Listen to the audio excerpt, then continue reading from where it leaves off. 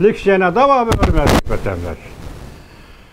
Bugünkü islağa 2023 yıl 4. ayının 7. günü haftığı cüme. Endeki mavzu mundaq. Macron, Fransiya prezidenti Xi Jinping bilen Ukraina derhal tinchlik söhbeti ötküzüşünü əsli keltirishni müracaat qildi. Macron hamda Xi Jinping Ukrainada derhal tinchlik söhbeti ötküzüşünü əsli keltirishni müracaat qildi. Rossiya bunun istiqbali yo'q dedi. Mavzulu xabar Germaniya Sadası radyosu e'lon qilindi. Xabar mundaq başlandı. Haftanın 4. günü, yani 4. ayının 6. günü Xi Jinping ve Fransiya prezidenti Macron Ukrainada tinchlik söhbetini derhal əsli keltirib, uzun müddetlik tinchlik yaratishni müracaat qildi. Ortak ötküzülgen muhbirlarni kütüveliş yığınida Cumhuriyet'in reisi Xi Jinping mundaq ta'kidladi. Yadro qurollarını işletishga qarshi turibmiz. Janozma tunigun nim dedi?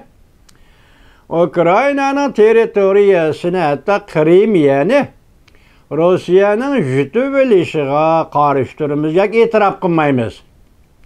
Cumhuriyet'in Yevropa İttifaqı turishliq vakili Bozun shundaq dedi. Shunaqmi? Bugun reis Xi Jinping o'zi nima dedi? Muxbirlarni birlikda kutib olish yig'inida Fransiya prezidenti Macron bilan birlikda dediki, urushda yadro qurollari ishlatishga qarshi turibmiz. Ishga so'z desangiz bo'lsin vatandosh. Yadro qurollari ishlatishga qarshi turibmiz. Hamda Xi Jinping fuqarolarni hujum nishoni qilishni aybladi. İlsa Sariye, hanzutunu şuna tercüm kıldım, bu ihtimal Fransiya Prezident Mahkemesi boz gerek. İlsa Sariye mundaq ko'rsatdi. İki devlet başlıkları Cumhur Fransiya etilgen qurilish xarakterlik söhbet ötkazdi. Bundan buran Xi Jinping xalq sarayida Fransiya Prezidenti Macron ne kızıl gilam selep kütüp aldı. Reuters xabar qilib mundaq ko'rsatdi. Prezident Macron Rossiyaning Ukrainaga qaratgan urushini tinchlikni, muqimlikni buzdi. Ukrainaning necha yillik tinchligini oxirlashtirdi, dedi Prezident Macron. Men Xi Jinpingning Rossiyaga Rossiya bilan aloqalashib her qaysi taraflarni tinchlik söhbetiga elib kelishiga ishonaman. Cumhur matbuotlari mundaq xabar qildi. Xi Jinping mundaq dedi. Dunyoda chunqur tarixiy xarakterlik o'zgarish bo'layotdi. Cumhur bilan Fransiyaning iqtidori bor va ixtiloflardan va cheklardan olqib ketadi. Xi Jinping Cumhur Fransiya münasebeti aktif ve muhkem dedi.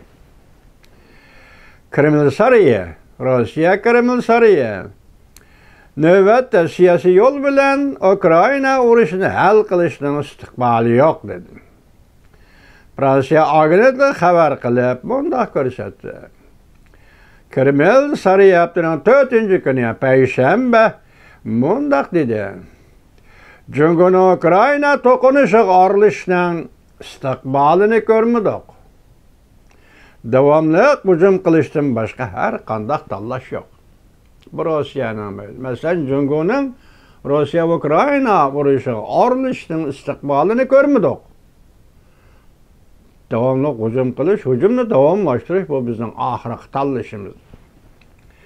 Rossiyaning fikri.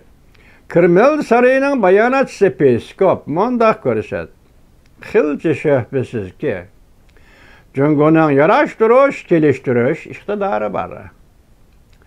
Lekin Ukraina vaziyati intayin murakkab. Navbat siyosat bilan hal qilishdan istiqboli yo'q.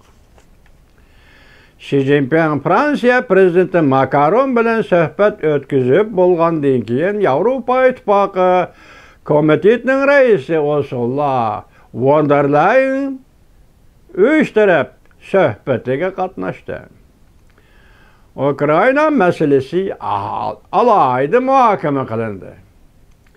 Reis von der Leyen mundaq ko'rsatdi. Men Jungo'nun reisi Xi Jinping'nin Ukrayna prezidenti Zelenskiy bilan aloqa o'rnatishga ilhomlandirman.